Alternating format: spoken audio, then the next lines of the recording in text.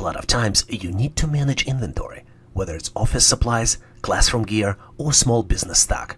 Microsoft Excel makes it easy to create smart inventory list, which makes it more than just a table.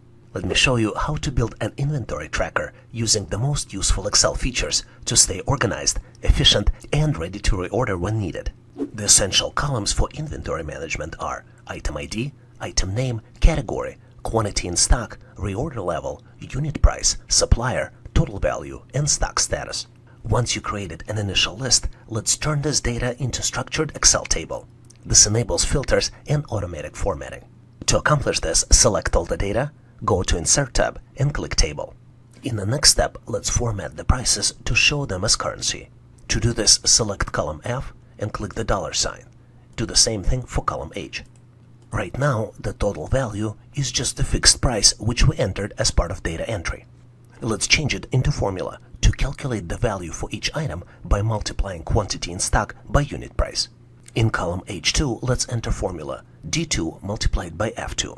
The value is the same, but it is calculated value now. So every time we make an update in stock or unit price, it will recalculate the total value. And don't forget to expand the formula to other rows. This way, recalculation would be real-time for all the items. To flag items that need restocking, use conditional formatting with the formula that compares stock to the reorder level. Select your table, Home, Conditional Formatting, select New Rule, use formula, and enter D2 is less than E2, and choose Red Fill. 35 was highlighted since it's less than 45, which is the reorder level. Another way to highlight items that need reorder is to show low stock. Right now the stock is just the text. Let's add a calculated formula to select either stock. Let's use the stock status column to label each item as in stock or low stock. To accomplish this, all we need to do is to compare D2 and E2.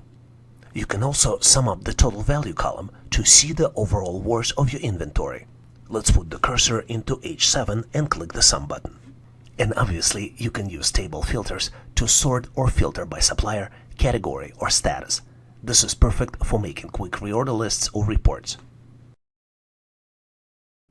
Please consider subscribing to this channel. Skills that you learn here will be helpful for you now and also in the future. You will also have an opportunity to help other people by answering their questions and helping them solve their challenges. If this video was helpful, consider giving it a big thumbs up. This tells us that you need more content like this and we'll deliver to you in the future. Thanks for watching, and I'll see you in my next video.